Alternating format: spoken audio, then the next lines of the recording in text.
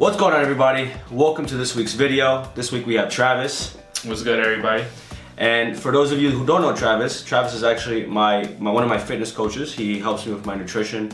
He's helped me lose 20 pounds over the last course of the 4 months, and currently helping me with my lean bulk. He's the one that kind of helps me with the guidance in terms of how to adjust my numbers, if I need to put on more carbs, put on less fat, whatever the case may be. He's the know-all for my fitness journey personally, and I can't thank him enough for all the help that he's given me over the past couple months. So this week we're talking about macros. Just as a quick disclaimer, macros is not the know-all, be-all, end-all type of thing. There's certain people out there who don't need to count their macros. There's people out there that I know personally, such as Jake, who don't count their macros at all, and they know how to manipulate their body. They know how to pull things out of their diet and put things into their diet that really makes their body react the way it's supposed to. So just take this kind of a grain of salt. We're using this, just use this as a viable source to learn how to count your macros if you ever want to try it in the future. And if you have any more questions, I'm sure Travis would be more than glad to help you guys out. His link to his Instagram is in the description below, so make sure you guys give him a follow, check him out, talk to him. He's very insightful. He knows what he's talking about. You used to compete, correct? Yeah, I actually still compete, but I decided to take a break, more focus on helping everyone else. So yep. Stage will always be there, so I ain't worried about that. Essentially, this is the man to really have on the channel right now to really help you guys with our fitness journey. I'm still going through mine, and I'll just give you guys a quick glimpse of what, from back in October when I was starting to really lose weight. I was weighing about 194, and by the end of the 4 months, which was back in the end of January of 2018, this is what I was looking like, which was around 175. That was the leanest I've been in years. I was actually able to see my abs. And for those of you who are probably watching this saying, well, that's not super lean. Well, for me personally, in my journey, it's something that I personally found to be the best results I've seen thus far, and that's why I personally like counting my macros. Enough of the side notes, let's get to it. We're gonna break down macros into 5 different sections. The first section, number 1, is understanding what are macros. So Travis, where do we start? Macros, essentially, for everyone to begin learning, is to know that it's the main components within the diet, and they consist of proteins, carbohydrates, and fat amounts. And these 3 components are what you want to be paying attention to mainly when you start to count your macros within your meals. So as Travis mentioned, the main components are proteins, we'll put P, carbs for C, and F for fat. Those are the 3, as he mentioned, main components that you want to utilize track when you're tracking your macros. And so essentially your proteins come from your meats, your chicken, your poultry, your steak, whatever the case may be, your fish. Carbs come from anything from sweet potato to rice, something that it could be anything that's like lemonade. What other examples do we have for carbs? Everything's pretty much a carb, right? Yeah, for the most part. It's in almost any drink. People don't realize that. It's in drinks, alcohol, you name it. Eating nothing but bread all day and rice and cereals and candies and all that other stuff. You just consume nothing but carbs. Yes, that's not good for you. But if you have it in moderation, you can have rice, you can have sweet potato, you can have lemonade, you can have all those delicious things that the world has to offer, is just in moderation. And then fats, where do you primarily get your fats from? Peanut butter? Fats like healthy oils like vegetable oil, corn oil, avocado is a favorite from everyone, but you got to be careful with that because if you have too much, it's going to be fattening. Peanut butter, like you said, almond butter, those are good sources of fat. And I'll give you guys a couple examples. So when you're understanding what your macros are, you typically look at them from the nutritional facts that you see at the back of any type of food that you're buying. And I'll provide some examples on the screen right now. So one of my personal favorite after meal snacks is Pop-Tarts. So I'll just show Pop-Tarts on the screen, nutritional facts. And you see you'll see the nutritional count there. You'll see how many grams of carbs, how many grams of fat, how many grams of protein. You also see little things like saturated fats, sugars, and stuff like that. And so those are the things that you should be looking for, and those are the things that you should be counting when you're doing your macros. So for part 2, we're going to discuss how to calculate your macros. So Travis, how did we arrive to the numbers I'm currently bulking on right now? Okay, so at the end of your cut, you were 176 pounds, correct? Correct. Okay, Yep. So you take that 176 pounds and you use that to determine your maintenance calories. Okay, so we're gonna determine the maintenance calories first. So the maintenance calories pretty much means that it's the calories that you want to follow in order to maintain your weight, not lose or gain. Okay, so then how we calculate that? So we did 176 Okay. times 10. This is from an activity multiplier, by the way, based on research. Okay. Times 1.3. And that 1.3 comes from the fact that you have a sedentary job, so you're sitting down most of the day. And even though you're active throughout the week, it's the lowest number based from the activity multiplier. So if you're sedentary, you use 1.3, and if you're active, what number would you typically use? Active, it tends to go up towards 2. Well, around the 2, The highest. Yeah, 2.0, around right? 2 range. Yeah, Okay. 2.0. All right, so you guys got that, right? So if you have like an office job, if you're sitting down, you want to use about that 1.3 multiplier, and if you have something in between, you can start moving it up to like 1.5, 1.6. Right. And if you're very active, you have a job that has you on your feet, you're moving around a lot, then you can use that 2.0 number. So we're doing 176 times 10, which comes out to 1,760, right? And then you said we multiply that by 1.3 because I have a sedentary job, right? Right. All right. And that comes out to how much? It comes out to 2288. Okay. 2288. And I'll put this whole equation on screen for you guys so you guys can get a better understanding of how we count the macros, how we arrived to my certain numbers, and you guys can at any point pause the video, watch it, see how we did the math so you guys can do it yourselves at home, especially if you want to like learn how to count your macros and understand how you get to like your cut, or if you want to bulk, or if you want to cut, you can use use this as a template to get to your numbers. So 2,228, right? No, 2,288, correct? Yeah, this is your maintenance calories. So Okay. in order to put on size, you have to put yourself in a caloric surplus. If we're doing a caloric surplus, you're doing what typically? You're adding more calories to your daily intake in order to put on more weight / size. Okay, so depending on your goals. if you want to bulk, you typically, how much are you trying to add to A your range from 500 to 1,000 calories. Okay, so what did we do in my circumstance? We started with 500 based on your lean bulk. To start, to figure out the macros, I took 0.8 of your body weight, which is 176 at the time, Okay, which comes out to 140. 140. Okay, And that's the number for your protein amount.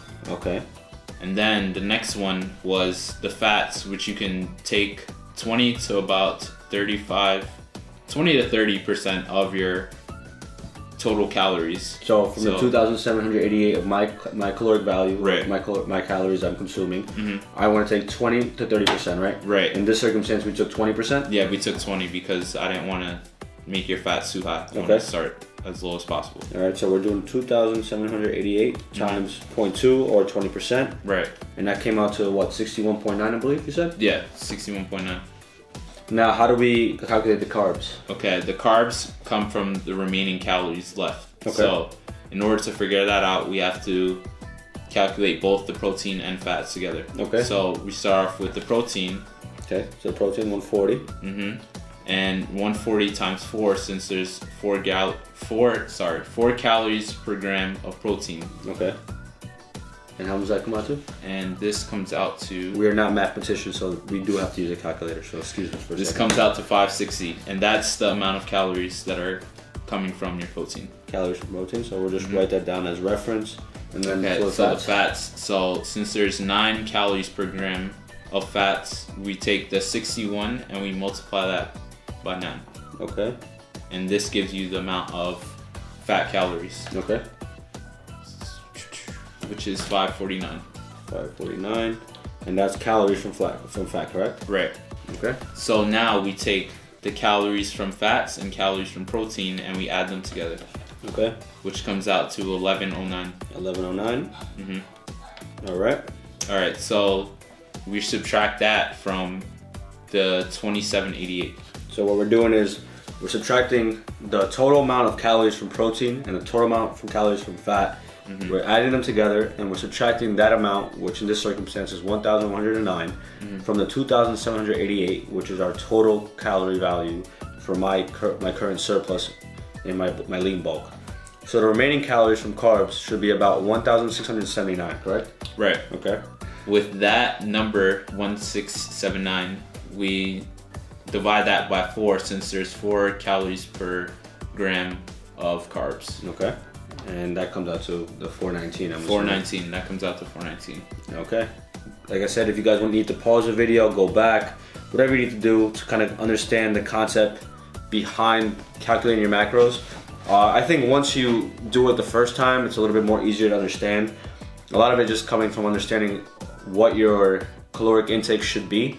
So if you're, as you mentioned, if you're trying to put on weight, trying to bulk, you want to add about 500 to 1,000 calories for your diet.